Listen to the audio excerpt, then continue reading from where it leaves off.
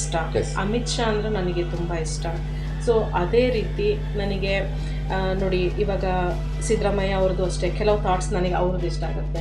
ಆಮೇಲೆ DK ಶಿವಕುಮಾರ್ ಅವ್ರದ್ದು thoughts ನನಗೆ ಕೆಲವರದ್ದು ವಿಚಾರಗಳು, SM ಕೃಷ್ಣ ಆಗಿರ್ಬೋದು, ಬಂಗಾರಪ್ಪ ಆಗಿರ್ಬೋದು, ರಾಜಕೀಯ ಆಗಿರ್ಬೋದು ಅಥವಾ ಕೃಷಿಯಲ್ಲಾಗಿರ್ಬೋದು, ಅವ್ರಿಗೆ ಬಹಳ ಉತ್ಸಾಹದಿಂದ ಅವರ ಪಾರ್ಟಿಸಿಪೆಂಟ್ ಇರುತ್ತೆ ಅವ್ರಿಗೆ. ಸೊ ನನಗೂ ಕೂಡ ಅದು ಬಂದಿರ್ಬೋದು, ಆ ಥರನೇ ಬಂದಿರ್ಬೋದು.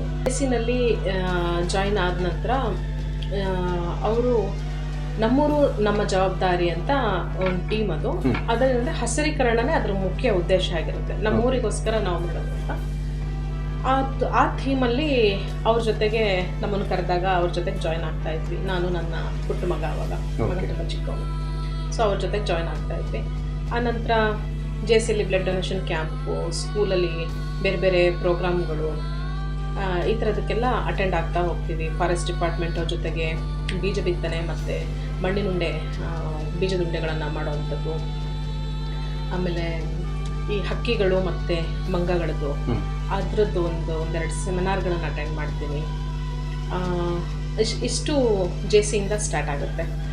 ಜೊತೆಯಲ್ಲೇ ನಮಗೆ ರೆಕಗ್ನೈಸೇಷನ್ ಸಿಗ್ತಾ ಹೋಗುತ್ತೆ. JCನಲ್ಲಿ ಪ್ರೆಸಿಡೆಂಟ್ ಆಗ್ತೀನಿ. ಮೊದಲನೇ 24ನೇ ವರ್ಷಕ್ಕೆ ಮೊದಲ ಮಹಿಳಾ ಪ್ರೆಸಿಡೆಂಟ್ ಆಗಿಬಿಟ್ಟು ನ್ಯಾಷನಲ್ ಲೆವೆಲ್ ರೆಕಗ್ನೈಸೇಷನನ್ನು ತಗೊಳ್ತೀನಿ.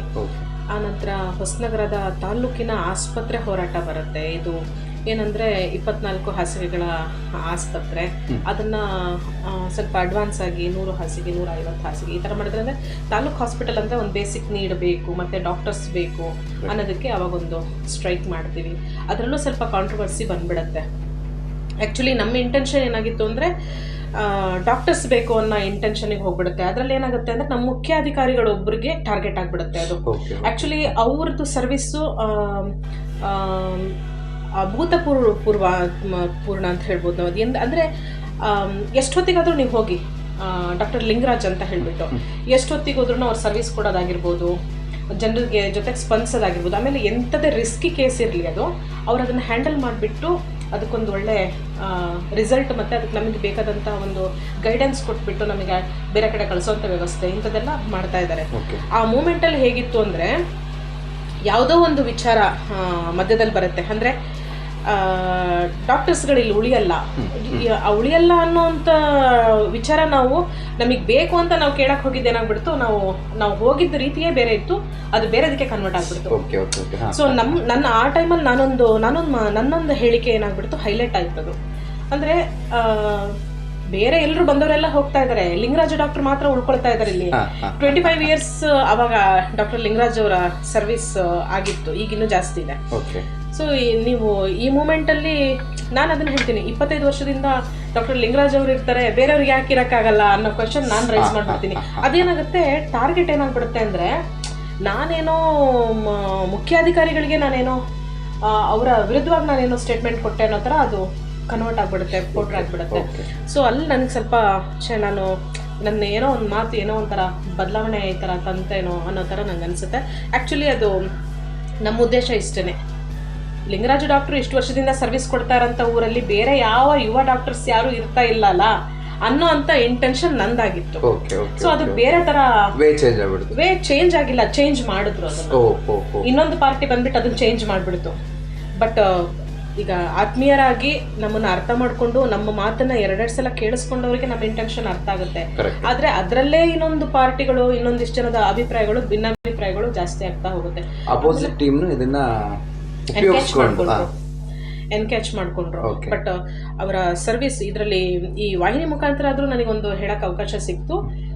ಡಾಕ್ಟರ್ ಲಿಂಗರಾಜ್ ಆಗಿರ್ಬೋದು ಅಥವಾ ಬೇರೆ ಯಾವುದೇ ವೈದ್ಯರ ಸರ್ವಿಸ್ಸು ತುಂಬಾ ಇಂಪಾರ್ಟೆಂಟ್ ಇದೆ ಹೊಸನಗರದಲ್ಲಿ. ಆಮೇಲೆ ಇಲ್ಲಿ ಬೇಸಿಕ್ ನೀಡ್ಸ್, ಈಗ ಹಾಸ್ಪಿಟಲ್ದು ಏನಿದೆ, ನಮಗೆ ಗೌರ್ಮೆಂಟ್ ಬಿಲ್ಡಿಂಗ್ ಚೆನ್ನಾಗಿಲ್ಲದೆ ಇರೋದು, ವ್ಯವಸ್ಥಿತವಾಗಿ ಏನೇನೂ ಇಲ್ಲ ಅಲ್ಲಿ. ನಿಜವಾಗ್ಲೂ ಒಬ್ಬ ವೈದ್ಯಾಧಿಕಾರಿಗೆ ಬೇಕಾದಂಥ ಫೆಸಿಲಿಟೀಸ್ಗಳು ನಮ್ಮ ಸರ್ಕಾರ ಅವರಿಗೆ ಕೊಡಬೇಕು. ಇದನ್ನ ಕೂಡ ನಾನು ಫೇಸ್ಬುಕ್ಕಲ್ಲಿ ನಾನು ಬರ್ಕೊಂಡಿದ್ದೀನಿ, ಒಂದು ಕ್ವಾರ್ಟರ್ಸ್ ರೆಡಿ ಮಾಡಿ. ಯಾಕಂದರೆ ಅರ್ಧ ರಾತ್ರಿಯಲ್ಲಿ ಪೇಷಂಟ್ಗಳು ಹಾಸ್ಪಿಟಲಿಗೆ ಬಂದಾಗ ನರ್ಸ್ಗಳಿಗಾಗಲಿ ಡಾಕ್ಟರ್ಸ್ಗಳಿಗಾಗಲಿ ತಕ್ಷಣ ಬಂದು ಸರ್ವಿಸ್ ಕೊಡೋಕ್ಕೆ ಕಷ್ಟ ಆಗುತ್ತೆ. ಯಾಕಂದರೆ ನಮಗೆ MBBS ಆಗಿ ಡಾಕ್ಟರ್ಸು ಏನು ಬಿಗಿನರ್ಸ್ ಇದ್ದಾರೆ ಅವ್ರು ಇಲ್ಲಿಗೆ ಬರ್ತಾರೆ. ನಮಗೇನಂದರೆ ಎಕ್ಸ್ಪೀರಿಯನ್ಸ್ ಡಾಕ್ಟರ್ಸ್ ಬೇಕು. ಅವ್ರಿಗೆ ಬೇಕಾದಂಥ ಸೌಲಭ್ಯಗಳು ಸಿಕ್ಕಿದಾಗ ಅವ್ರು ಇಲ್ಲೇ ಸ್ಟೇ ಆಗ್ತಾರೆ. ಅದರ್ವೈಸ್ ಬೇರೆ ಕಡೆಯಿಂದ ಅಪ್ ಆ್ಯಂಡ್ ಡೌನ್ ಮಾಡ್ತಾರೆ. ಯಾಕೆಂದರೆ ಅವ್ರ ಮಕ್ಳಿಗೆ ಬೇಕಾದಂಥ ಕಾಲೇಜ್ ಆಗಿರ್ಬೋದು, ಡಾಕ್ಟರ್ಸ್ಗಳಿಗೆ ಬೇಕಾದಂಥ ಕ್ವಾರ್ಟರ್ಸ್, ಬೇಸಿಕ್ ನೀಡ್ಸ್ ಊರಲ್ಲಿ ಇಲ್ಲ. ಸೊ ಅದಕ್ಕೆ ಸರ್ಕಾರ ಕೂಡ ಗಮನ ಹರಿಸಿ ಅದ್ರ ಬಗ್ಗೆ ಕೂಡ ಅವರ ಕ್ವಾರ್ಟರ್ಸ್ ಇಂಪ್ರೂವ್ ಮಾಡೋದು, ಆಮೇಲೆ ಏನು ಆ ಆವರಣದ ಒಳಗಡೆ ಅಂದರೆ ಹಾಸ್ಪಿಟಲ್ದು ಏನು ಬಿಲ್ಡಿಂಗ್ ಇದೆ ಅದರೊಳಗಡೆ ಡಾಕ್ಟ್ರುಗಳಿಗೆ ಒಳ್ಳೆ ರೂಮ್ ಕೊಡೋವಂಥದ್ದು.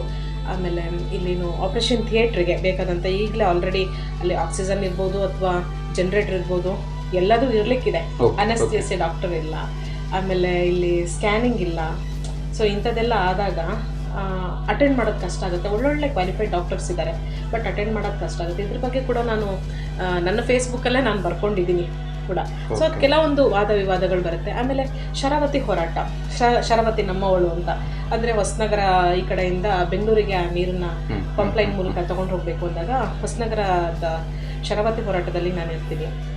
ಕ್ಷೇತ್ರ ಹೋರಾಟ, ಹೊಸನಗರ ಕ್ಷೇತ್ರ ಹೋರಾಟ, ವಿಧಾನಸಭಾ ಕ್ಷೇತ್ರ ಹೋರಾಟ, ಅದರಲ್ಲೂ ಕೂಡ ನನ್ನ ಇನ್ವಾಲ್ವ್ಮೆಂಟ್.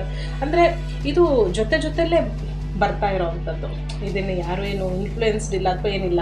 ನಾನಿರೋ ಜಾಗದಲ್ಲಿ ನಮಗೇನು ಬೇಕು ಅದನ್ನು ನಾನು ರಿಕ್ವೆಸ್ಟ್ ಮಾಡ್ತಾ ಇರೋವಂಥದ್ದು. ಅದೇನಾಯಿತು, ನನ್ನ ವಾಯ್ಸ್ ಮೇ ಬಿ ಅದು ಬೇರೆಯವರಿಗೆ ಹೋರಾಟ ಅಥವಾ ನೇರವಾಗಿ ಹೇಳ್ತಾಳೆ. ನಾನು ಈ ಕ್ವಶನಿಗೆ ಬರ್ಬೇಕಂತಾನೆ ಯೋಚನೆ ಮಾಡಿದವನು, ಒಂದಿಷ್ಟು ವೇಲ್ ಬರೋಣ ಅಂದ್ಕೊಂಡೆ.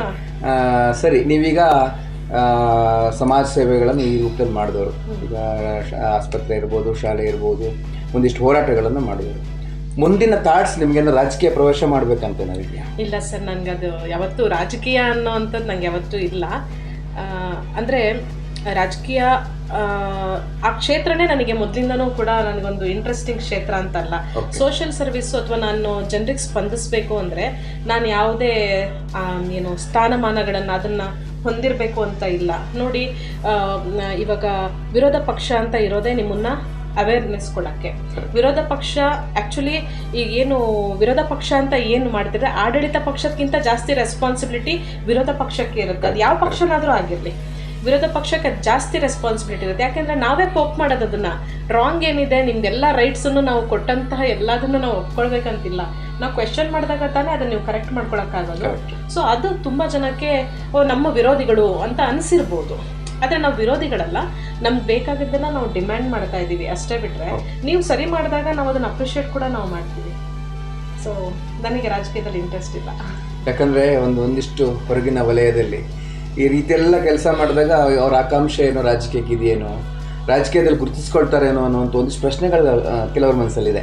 ಇದಕ್ಕೆ ನೀವು ಕ್ಲಿಯರಿಟಿ ನೇರವಾಗಿ ಕೊಟ್ಟಂಗೆ. ನನಗೆ ಮೋದಿ ಅಂದರೆ ನಂಗೆ ತುಂಬ ಇಷ್ಟ, ಅಮಿತ್ ಶಾ ಅಂದರೆ ನನಗೆ ತುಂಬ ಇಷ್ಟ. ಸೊ ಅದೇ ರೀತಿ ನನಗೆ ನೋಡಿ, ಇವಾಗ ಸಿದ್ದರಾಮಯ್ಯ ಅವ್ರದ್ದು ಅಷ್ಟೇ ಕೆಲವು ಥಾಟ್ಸ್ ನನಗೆ ಅವ್ರದ್ದು ಇಷ್ಟ ಆಗುತ್ತೆ. ಆಮೇಲೆ ಡಿ ಕೆ ಶಿವಕುಮಾರ್ ಅವ್ರದ್ದು ಥಾಟ್ಸ್ ನನಗೆ ಕೆಲವರದ್ದು ವಿಚಾರಗಳು, SM ಕೃಷ್ಣ ಆಗಿರ್ಬೋದು, ಬಂಗಾರಪ್ಪ ಆಗಿರ್ಬೋದು, ಆಯಿತಾ, ಸ್ವಾಮಿರಾವ್ ಆಯಿತಾ, ಈ ಥರ ಒಳ್ಳೊಳ್ಳೆ ಮುತ್ಸದ್ದಿಗಳು ನನಗೆ ಕೆಲವೊಂದು ಥಾಟ್ಸ್ ಇಷ್ಟ ಆಗುತ್ತೆ. ಎಲ್ಲದೂ ಇಷ್ಟ ಅಂತ ಏನಿಲ್ಲ, ನಾನು ಕೆಲವೊಂದಕ್ಕೆ ನಾನು ಕೂಡ ಅಪೋಸ್ ಮಾಡ್ತೀನಿ. ಬಟ್ ಮೋರ್ ಓವರ್ ನಾನು ಎಲ್ಲದನ್ನು ಪಾಸಿಟಿವ್ ಆಗಿ ತೊಗೊಳ್ತೀನಿ. ಬಟ್ ನೆಗೆಟಿವ್ ಇದ್ದಾಗ ಅದನ್ನು ಅಪೋಸ್ ಕೂಡ ನಾನು ಮಾಡಿದ್ದೀನಿ. ಹಾಗೆ ಈ ಪಕ್ಷ ಆ ಪಕ್ಷ ಅಂತಲ್ಲ, ನನಗೆ ಹೆಚ್ಚಿನದಾಗಿ ನಾನು BJP ಪಕ್ಷಕ್ಕೆ ಒತ್ತು ಯಾಕೆ ಕೊಡ್ತೀನಿ ಅಂತ ಹೇಳಿದ್ರೆ, ನೋಡಿ, ಕೆಲವೊಂದೆಲ್ಲ ಬದಲಾವಣೆಗಳು BJPಗೆ ತಂದಿದೆ, ಕೆಲವೊಂದೆಲ್ಲ ಬದಲಾವಣೆಗಳು ಕಾಂಗ್ರೆಸ್ ತಂದಿದೆ. ಈ 2,000 ರೂಪಾಯಿ ಕೊಡೋದು ತುಂಬ ಜನದ ಜೀವನ ಆಗ್ತಾ ಇರ್ಬೋದು, ಅದರಲ್ಲಿ ಏನೇ ಆಗ್ತಿರ್ಬೋದು. ನಾನು ಒಬ್ಬ ಕಾಮನ್ ಪರ್ಸನ್ ಆಗಿಬಿಟ್ಟು ನನಗೆ ಕೆಲಸಕ್ಕೆ ಜನ ಸಿಗ್ತಾ ಇಲ್ಲ. ಆಮೇಲೆ ಒಂದಿಷ್ಟು ಜನ ಅದರಲ್ಲಿ ಜೀವನನೇ ಮಾಡ್ತಾ ಇರ್ಬೋದು, ಬಟ್ ನಮಗೆ ಕೆಲಸದವರೇ ಸಿಗ್ತಾ ಇಲ್ಲ. ಸೊ ಅದರಿಂದನೇ ಅಡ್ವಾಂಟೇಜ್ ಇದೆಲ್ಲ ಹಾಳಾಗ್ತಾ ಇದೆ. ಆಮೇಲೆ ಡಿಮ್ಯಾಂಡ್ ಜಾಸ್ತಿ ಆಗಿದೆ. ಮನೇಲಿ ಅಕ್ಕಿ, ಗೋಧಿ ಇದೆಲ್ಲ ಸಫಿಷಿಯೆಂಟಾಗಿ ಸಿಗ್ತಾ ಇರೋದ್ರಿಂದ ಜನ ಸ್ವಲ್ಪ ಆಲಸಿಗಳಾಗ್ತಾ ಇದ್ದಾರೆ, ಬರಲಿಕ್ಕೆ ಇಷ್ಟಪಡ್ತಾ ಇಲ್ಲ. ಆಮೇಲೆ ನಾನು 2011 ನಾನು ಇಲ್ಲಿಗೆ ಬಂದಾಗ, ಅಂದರೆ ಅಬ್ರಾಡಿಂದ ನಾನು ಇಲ್ಲಿ ಇಂಡಿಯಾ ಬಂದಾಗ 1 GB ನನಗೆ ನೆಟ್ವರ್ಕ್ ಇದೆ ಅಲ್ವಾ, ಅದು ನನಗೆ ಲ್ಯಾಂಡ್ಲೈನ್ ಹಾಕಿಸ್ಕೊಂಡ್ಬಿಟ್ಟು ನಾನು ತೊಗೊಳ್ಬೇಕಿತ್ತು. ಆವಾಗ ಸ್ಕೈಪ್ ಇತ್ತು, ಅದು ಬಫರಿಂಗ್ ಆಗಿ ಒಂದು ರೌಂಡ್ ಹೊಡೆದು 1 GB 1 ಮಂತ್ ಯೂಸ್ ಮಾಡ್ತಾ ಇದ್ವಿ. ಆವಾಗ ನಮಗೆ ವಾಯ್ಸ್ ಕಾಲ್ ಮಾತಾಡ್ಬೋದಿತ್ತು, ವಿಡಿಯೋ ಕಾಲ್ ಮಾತಾಡಿದ್ರೆ ಅದೆಲ್ಲ ಮುಗ್ದೋಗಿರ್ತಾ ಇತ್ತು. ಅದು BSNL ಮಾತ್ರ ಇತ್ತು, ಪ್ರೊವೈಡ್ ಮಾಡ್ತಾ ಇತ್ತು. ಇವತ್ತು ನೆಟ್ವರ್ಕ್ ಎಷ್ಟು ಇಂಪ್ರೂವ್ ಆಗಿದೆ ಅಂತ ಹೇಳಿದ್ರೆ, ನಿಮಗೆ ಎವ್ರಿ ಡೇ 2.5 GB ನೀವು 3 ಮಂತ್ಸಿನ ಪ್ಯಾಕೇಜ್ ಹಾಕಿಸ್ಕೊಂಡ್ರೆ ನಿಮಗೆ ಸಿಕ್ಬಿಡುತ್ತೆ. ಓಕೆ. ಸೊ ಅವಾಗ ಆ ಥರ ಇರಲಿಲ್ಲ. ನೀವು ಸೋಷಿಯಲ್ ಮೀಡಿಯಾದಲ್ಲಿ ಹಿಂಗೆ ಹೋಗೋದಾದ್ರೂ ಕೂಡ ನಿಮ್ಗೆ ಅಷ್ಟೊಂದು ಈಸಿಯಾಗಿರಲಿಲ್ಲ. ಅದನ್ನು ಕೂಡ ನಾವು ರಿಕ್ವೆಸ್ಟೇ ಹಾಕಬೇಕು. ಅದನ್ನು ಕೂಡ ಅಷ್ಟೇ ನಮಗೆ ನೆಟ್ವರ್ಕ್ ಸಮಸ್ಯೆ ಇದೆ. 2019 ಮಕ್ಕಳಿಗೆ ಏನು ಕೊರೋನಾ ಬಂತು, ಅವಾಗ ನಮಗೆ ನೆಟ್ವರ್ಕ್ ಸಮಸ್ಯೆ ಬಂತು. ಅವಾಗ ಅದ್ರ ಬಗ್ಗೆನೂ ಕೂಡ ನಾವು ವಾಯ್ಸ್ ತೆಗೆದಿದ್ದೀವಿ. ಸೊ ಇದು ಹೋರಾಟ ಅಂತ ಅನ್ನೋದಕ್ಕಿಂತನೂ ನೀಡ್ಸ್ ರಿಕ್ವೈರ್ಮೆಂಟ್